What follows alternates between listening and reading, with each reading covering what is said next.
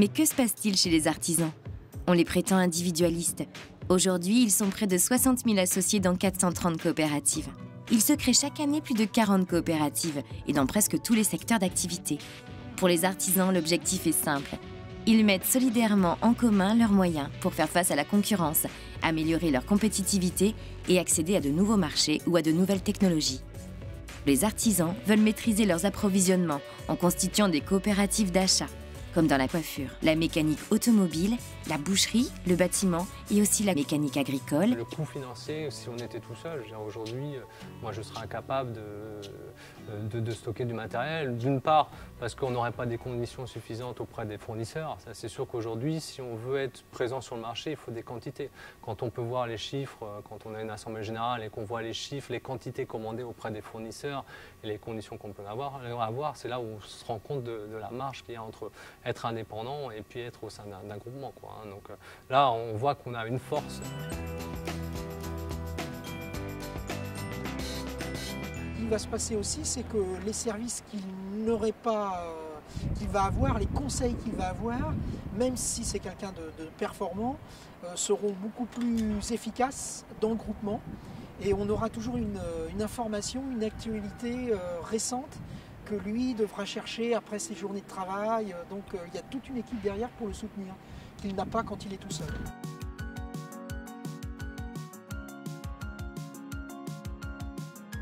Dans les années 80, surtout en Indre-et-Loire, avec l'avènement des centres auto, ce qu'on appelle la nouvelle distribution, les garagistes ont vu leur monopole de réparation un peu écorné par cette nouvelle concurrence. Donc ils se sont retournés auprès de leurs distributeurs et leur ont demandé de leur fournir de plus amples remises pour faire également, eux, des remises à leurs clients. Devant le refus de ces distributeurs, ils se sont dit on n'est pas plus bête qu'un autre, donc on va créer notre propre centrale d'achat. Donc ils se sont regroupés. Au début, en Indre-et-Loire, il y avait une vingtaine de garagistes qui ont mis la main à la poche, qui ont utilisé leurs fonds propres pour louer un local dans le centre-ville de Tours, acheter des rayonnages, comme vous pouvez le voir autour de nous, et pour y mettre des pièces, contacter les fournisseurs et proposer aux adhérents directement des pièces sans intermédiaire, sans passer par le distributeur. Le boucher qui est adhérent chez nous, il a déjà un service particulier. Il nous téléphone, on va le livrer tout de suite. Donc normalement c'était les jours A pour B, maintenant c'est le jour A pour le jour A. Donc il téléphone des fois le matin à 6 h ou 5 h, il a sa marchandise avant 10 h le matin. Donc il y a un service pour les adhérents qui est vraiment performant. Le principe de base, c'est tout d'abord un homme, une voix. Donc qu'on soit une entreprise de 1 ou de 30, la voix et le pouvoir est le même pour chacun. Voilà, donc il n'y a pas de... les prix sont identiques pour tout le monde et le service identique pour l'ensemble des adhérents. Il n'y a pas de différence. Quand on entend parler d'artisans qui ne sont pas en coopérative, on dit moi j'achète bien, moi je suis sûr, je suis bien, je suis le meilleur. Mais ils passent une journée par semaine à recevoir des représentants, à acheter. On ne peut pas aujourd'hui, quand on est seul dans son entreprise, perdre une journée sans aller sur les chantiers, sans facturer. Et donc c'est vraiment ce message qu'on lui dit, c'est gagne du temps en étant dans ta coopérative. Pour être coopérateur, il faut vraiment avoir un état d'esprit coopérateur, c'est-à-dire aimer le contact avec les autres, accepter la mutualisation des produits, c'est-à-dire changer de fournisseur, pourquoi pas, puisque la coopérative ne fournit pas forcément tous les matériaux que l'artisan a l'habitude d'utiliser quand il n'était pas adhérent à sa coopérative. Donc ça, c'est très très important. Vraiment, c'est un état d'esprit, être artisan coopérateur. Les coopératives d'achat constituent de réelles forces économiques, comme pour Orcab, mais elles sont aussi de véritables centrales de services pour leurs adhérents, comme dans la coiffure. L'agencement de salon de coiffure, donc ça m'a permis, dans la plus grande facilité, la plus grande décontraction, d'ouvrir mon salon de coiffure.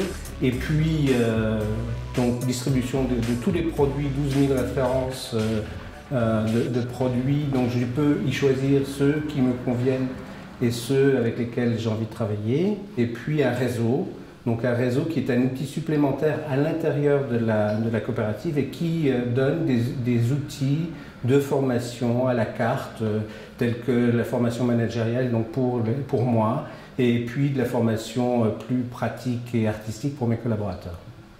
Je crois que la coopérative, la nôtre, CAC, est un exemple d'une coopérative importante à grande échelle, qui est capable, à travers toutes les structures et les outils qu'elle met à disposition des coiffeurs indépendants, de pouvoir résister, que ceux-ci peuvent résister à la concurrence des franchises et à la mainmise de certains gros laboratoires sur un métier, et en l'occurrence la coiffure. Les coopératives de commercialisation veulent accéder à de nouveaux marchés et échapper à la sous-traitance, s'adapter aux contraintes réglementaires, comme pour les services à la personne, les taxis et dans le bâtiment, les coopératives de construction. La FFCGA, cette Fédération française des coopératives d'artisans, dont je suis administrateur national et représentant national des coopératives de services à la personne. Nous sommes en train de préparer plusieurs outils de communication, des opérations communautaires d'ailleurs, certainement que nous allons mettre en place pour les aider, et puis encore une fois pour que ça soit quelque chose, un travail en unisson, de façon que, encore une fois, nous soyons plus forts, nous les artisans à domicile. Taxi Mignon est une coopérative de Lille qui réunit 94 artisans, qui permet de démarcher des contrats avec des sociétés genre SNCF, EDF, avec des hôtels. Donc depuis 2009, la coopérative et l'ensemble des taxis ont signé une convention avec la Sécurité sociale. La coopérative réunit l'ensemble des appels, qui redistribue aux artisans et qui s'occupe de la facturation aussi. Donc l'artisan a juste à faire les courses. Tout est organisé et facturé par la coopérative. Si on veut défendre aujourd'hui l'artisanat, automatiquement, il faut se regrouper et travailler ensemble, que ce soit sur l'achat et forcément sur la pose.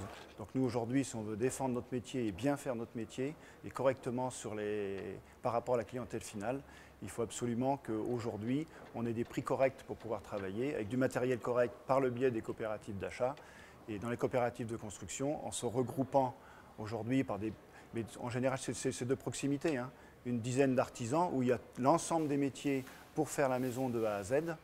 Et ce qui s'y retrouve le plus, c'est le client final à la fin. Par la coopération, on multiplie nos nombres de contacts, donc automatiquement, on se retrouve à avoir plus de chantiers. Mais on peut aussi travailler en dehors de la coopérative, on ne fait pas tout avec la coopérative. On a une liberté, moi je travaille aussi avec des maîtres d'œuvre, et la coopérative ne m'empêche pas en fait, de m'épanouir en dehors, quoi. La grosse partie, je dirais, qui est primordiale pour moi que m'apporte Espace 21, c'est qu'il y a un bureau d'études. Il y a un bureau d'études qui est là, qui comporte un dessinateur, un vendeur, une secrétaire. Et c'est des choses que moi, en tant qu'artisan, je ne peux pas faire. L'UFCAC est créé pour aider les artisans à créer des coopératives de construction.